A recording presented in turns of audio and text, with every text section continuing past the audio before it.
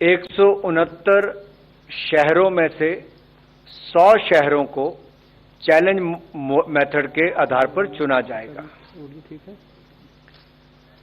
अब ये वर्तमान में अगर आप देखेंगे देश के अधिकांश शहरों में पब्लिक ट्रांसपोर्ट की सुविधाएं, विशेष रूप से बसों का काफी अभाव है और नेशनल अर्बन ट्रांसपोर्ट पॉलिसी के अंतर्गत ये सुझाव भी थे कि जैसे पब्लिक ट्रांसपोर्ट को, नॉन मोटराइज्ड ट्रांसपोर्ट, इसको और बल देना चाहिए, प्रोत्साहन देना चाहिए।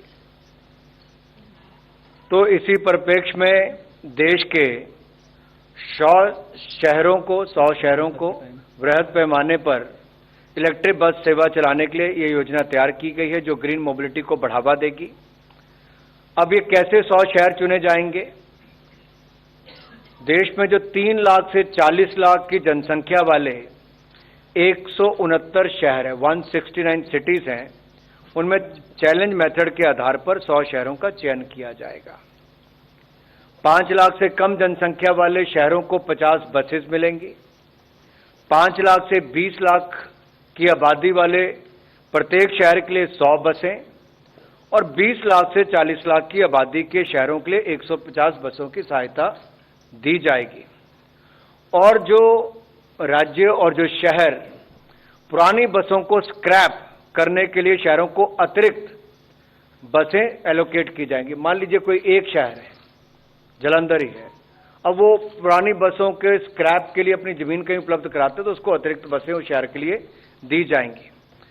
अब ये बसों का प्रोक्योरमेंट, मेंटेनेंस, ऑपरेशन ये पीपीपी मोड पर किया जाएगा और एक कॉम्पिटिटिव बिडिंग के अंतर्गत किया जाएगा, जिसमें प्राइवेट प्लेयर्स आगे आ सकते हैं।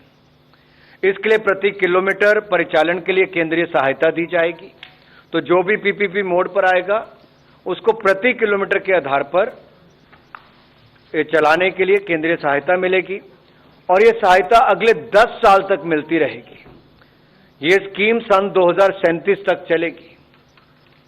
मान लीजिए कोई बस 2025 में शुरू होती है तो 2035 तक उसको उसका लाभ मिलता रहेगा।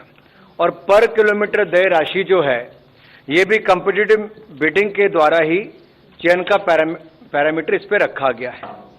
ये जो 57,613 करोड़ रुपए पूरे कुल पीएम ई बस सेवा पर खर्च होंगे, ये 57,613 करोड़ रुपए 2037 तक खर्च होंगे। इसमें से 20,000 करोड़ रुपया भारत सरकार की तरफ से दिया जाएगा, शेष राशि जो है वो राज्य सरकारों को देनी पड़ेगी। जैसे बस सेवा के संचालन के लिए इन शहरों में आवश्यक इंफ्रास्ट्रक्चर की जरूरत है, जैसा कि बस डिपो है या अपग्रेडेशन करनी पड़ेगी। जो डिपो है कोई नए निर्माण होंगे, कुछ की अपग्रेडेशन करनी पड़ेगी, जहां पर इलेक्ट्रिक बसेस के पावर इंफ्रास्ट्रक्चर के लिए भारत सरकार द्वारा सहायता उपलब्ध करवाई जाएगी। जो दूसरा इसका कंपोनेंट है ग्रीन अर्बन मोबिलिटी इनिशिएटिव गुमी के अंतर्गत हम बस रैपिड ट्रांसपोर्ट प्रोजेक्ट्स बनाएंगे, बस रैपिड ट्रांजिट प्रोजेक्ट बनाएंगे और बाइक शेयरिंग, बाइसाइकिल लेन्स जैसे नॉन मोटराइज्ड ट्रांसपोर्ट इंफ्रास्ट्रक्चर का निर्माण और national common mobility card NCMC और intelligent transit management system ITMS, multi modal interchange facilities जैसे इनोवेटिव प्रोजेक्ट्स भी क्रियान्वयन इसके अंतर्गत किए जाएंगे। इसके लिए भी ग्रीन मोबिलिटी चैलेंज के आधार पर ही शहरों का चयन किया जाएगा। अब ये जो 20,000 करोड़ भारत सरकार देगी, इसका मैंने आपको बताया कि कैसे अलग अलग जो चैलेंज मेथड के माध्यम से पीपीपी प्रोजेक्ट में चुने जाएंगे।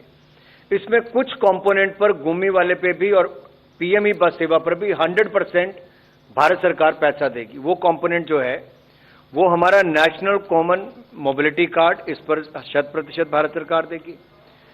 इंटेलिजेंट ट्रांजिट मैनेजमेंट सिस्टम, इसके ऊपर 100% भारत सरकार पैसा देगी और इलेक्ट्रिक बस के लिए जो पावर इंफ्रास्ट्रक्चर है इसके लिए भी 100% पैसा भारत सरकार देगी। जैसा हिल प्रोजेक्ट्स हैं या नॉर्थ ईस्ट हिली एरियाज हैं, पहाड़ी राज्य हैं या नॉर्थ ईस्ट के राज्य हैं या यूनियन टेरिटरीज हैं, इनके लिए इनकी जो राजधानी है इनके लिए 90% केंद्र सरकार का हिस्सा होगा और 10% वहां का स्थानीय। बाकी शहरों के लिए 60% केंद्रीय सहायता दी जाएगी, बल्कि 40% स्थानीय होगी।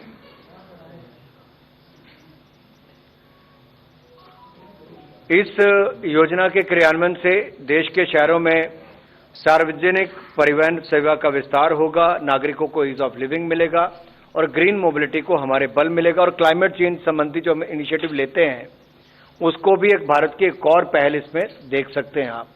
तो बार बार जब हमने बजट में भी कहा कि green So Union Minister Anurag Thakur